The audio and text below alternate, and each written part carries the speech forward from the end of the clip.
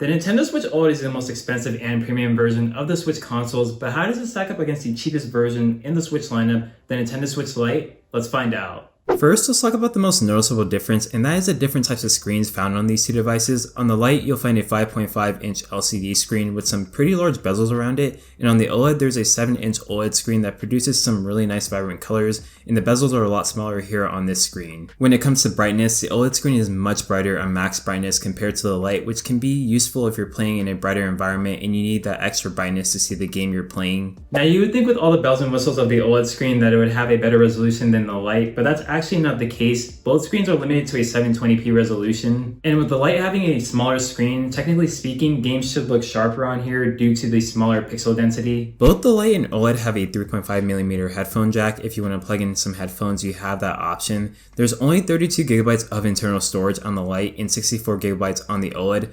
Both are not enough, especially if you plan to download a lot of games, and that's where the micro SD slot comes in handy to expand the storage, which you can find at the bottom of the Lite, and on the OLED it's located behind the kickstand. Both consoles have speakers, but the speakers on the OLED are louder and they sound more full than the Lite, and that's because they're improved. How does the build quality feel between these two consoles? Well, both of them feel like high quality devices, but one thing that makes the Lite feel a little more durable is that it's all one piece. Whereas the OLED, there's a bit of a wobble when playing in handheld mode because the Joy-Cons attach and detach to the railings. It's not really distracting or anything, but I can tell it's there. It would seem like the battery life on the Lite would be better because it's only limited to handheld play, but it's actually worse than the OLED. On the Lite, you get around 3 to 7 hours, and on the OLED, you get around 4 to 9 hours, depending on the game you're playing. If you're playing a more demanding game, that will affect the battery performance on both the consoles. If you don't have very long play sessions like me, I don't think the battery life on the Lite should be an issue, but if you do, it could be a problem. The battery life on the OLED is pretty good. It's more than enough for my play sessions, and with the better battery life, it suits those gamers out there who play for longer sessions in handheld mode. The layout of the Joy-Cons on the Lite and OLED are the same, but if you notice, there is a plus style D-pad on the Lite, and on the OLED there's a separated directional D-pad.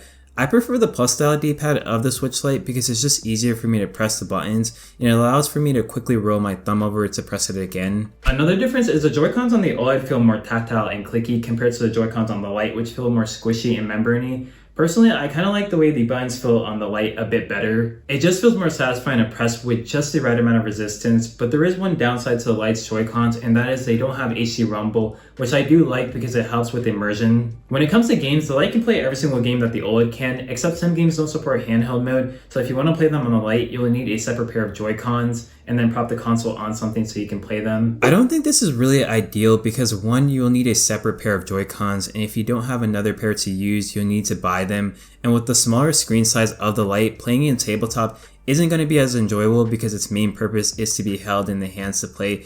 But if you really want to play those games that don't support handheld mode, you can still do that on the Lite. It'll just take a little bit more effort. When it comes to the different ways you can play these systems, the OLED definitely offers more as you're able to play in handheld mode, tabletop, or dock it to your TV, whereas on the Lite you're only limited to handheld mode. I will say though, the Lite does a great job in handheld. I mean, that's what it specializes in. It feels good to hold and you don't have to deal with any wobble since it's all one piece like I said earlier, so I'll definitely have to give some props to the Lite. With the OLED, if you have friends and family come over, you have the ability to dock it to a bigger screen, which is great for couch co-op. There's nothing like playing Mario Kart with a group of friends, so the OLED definitely gives you the ability to switch to whatever mode you want to, which is a huge positive. One of my favorite things about the Switch consoles in general is the ability to accessorize the consoles. With the Lite, you're able to add a screen protector, thumb grips, and a grippy case, which I highly recommend doing so in case it accidentally drops out of your hand. You've got some protection on it. Now, the OLED takes it up to another level because of the detachable Joy-Cons. There's many different third-party Joy-Cons that you can buy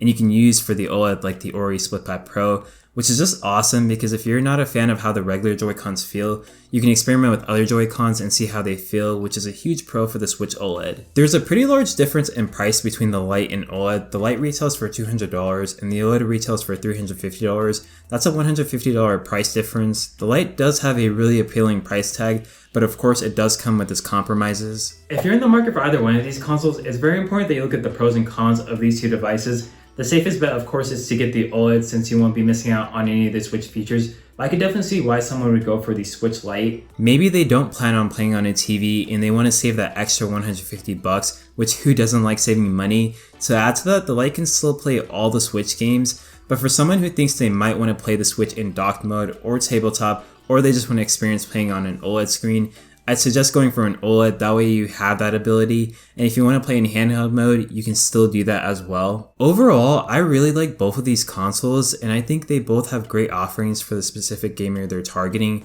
I use both of them, but whenever I pick up the OLED, that screen always amazes me, and when I pick up the Lite, I really like how comfortable it feels in my hand because of its smaller form factor. Both consoles are good, you just need to see which one fits your preferences better. If I had to choose between the two, I would go for the OLED because I like to play in dock mode at times, and I really like the bright and vivid colors of the OLED screen, which is something the Lite doesn't offer, but I still love and use my Lite.